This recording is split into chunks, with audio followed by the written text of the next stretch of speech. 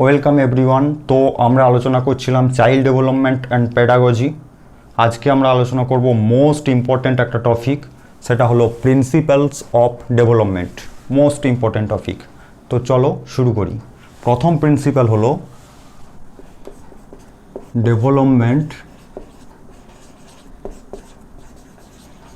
Development is continuous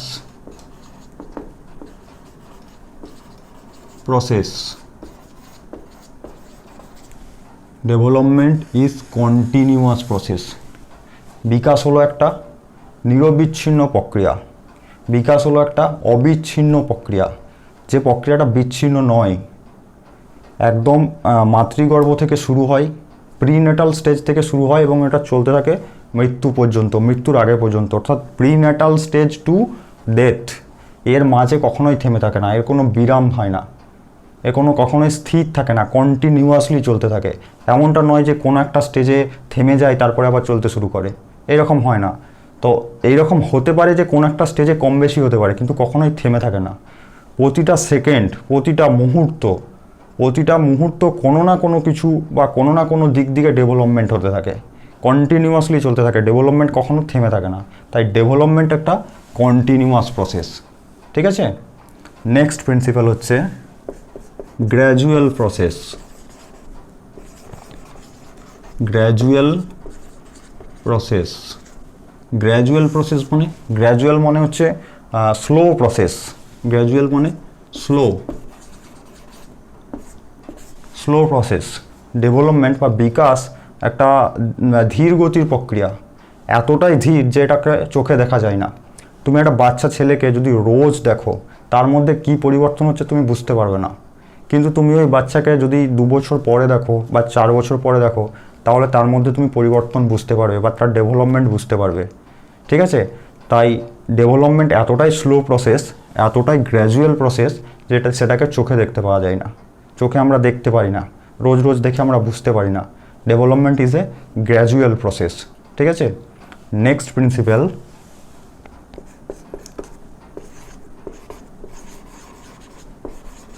orderly process.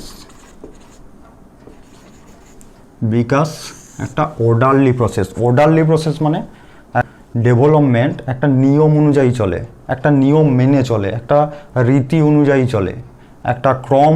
Development একটা ক্রম অনুযায়ী চলে। যেমন এমনটা নয় যে যখন তখন যা কিছু হয়ে যায়, এটা একটা নিয়মে চলে। যেমন ধরো একটা বাচ্চা শিশু, তার যদি হাঁটার পর্যবেক্ষণ করো, সে কীভাবে হাঁটছে, এটাকে যদি পর্যবেক্ষণ করো, এই প্রসেসটাকে যদি পর্যবেক্ষণ করো, তো প্রথমে দেখতে পাবে যে একটা ইনফ্যান্সি স্টেজের কথা বলছি, এটা ইনফ্যান্সি স্টেজের বাচ্চা। সে প্রথমে উবুর হতে পারে, তারপরে আস্তে আস্তে ঘাড় তুলতে পারে, তারপরে সে উঠে বসতে পারে, তারপরে সে হামাগুড়ি দিতে পারে, তারপরে কোনো কিছু একটাকে ধরে দাঁড়াতে পারে, তারপরে সে এক পা দু পা হাঁটতে পারে বা তারপরে দৌড়াতে পারে।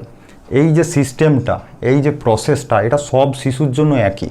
সব শিশু এই একই প্রসেসে ডেভেলপ হয়, সব শিশু এই একই প্রসেসে হাঁটতে পারে। এমনটা নয় যে শুধুমাত্র আমাদের এখানকার বাচ্চারাই এরকম।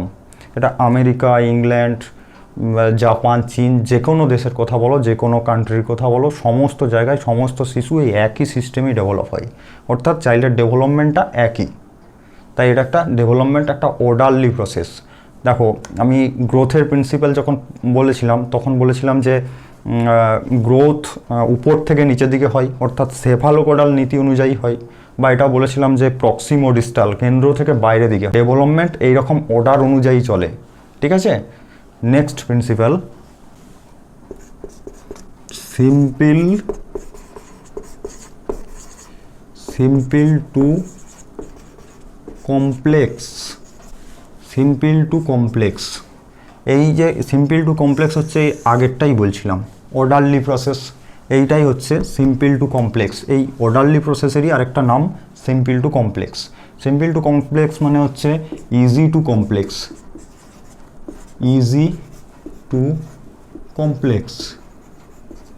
মানে বাচ্চারা প্রথমে সহজ কাজগুলো করতে পারবে, তারপরে কঠিন কাজগুলো করতে পারবে। বাচ্চারা প্রথমে সহজভাবে শিখবে, তারপরে তারা কঠিনভাবে শিখবে। ধরো এক্সাম্পল দিই, যদি কোনো একটা বাচ্চাকে তুমি চতুর্ভুজ আঁকতে বলো, ঠিক আছে, তো স্কোয়ার আঁকতে বলো, সে প্রথমে কি করবে? সে প্রথমে একটা বৃত্ত আঁকবে, তারপরে সে স্কোয়ারটা আঁকতে পারবে। প্রথমে কিন্তু স্কোয়ারটা আঁকতে পারবে না, কোনো বাচ্চা প্রথমে এরকম একটা চতুর্ভুজ আঁকতে পারবে না, বা প্রথমে একটা বাচ্চা চতুর্ভুজ আঁকতে পারে না, তাকে দেখবে বাচ্চাকে পেন দিলে সে প্রথমেই গোল গোল কিছু লিখতে থাকে। তো বাচ্চারা প্রথমে এরকম সিম্পল থেকে কমপ্লেক্সের দিকে যায়, প্রথমে সহজ জিনিসগুলোকে শিখতে শুরু করে, তারপরে কঠিন জিনিসগুলো শেখে, মানে তার এই শেখাটা সিম্পল থেকে শুরু হয়। তাই ডেভেলপমেন্ট হলো একটা সিম্পল টু কমপ্লেক্স প্রসেস, সহজ থেকে কঠিন দিকে যাওয়ার পদ্ধতি, সহজ থেকে কঠিন দিকে যাওয়ার রীতি। Next principle, general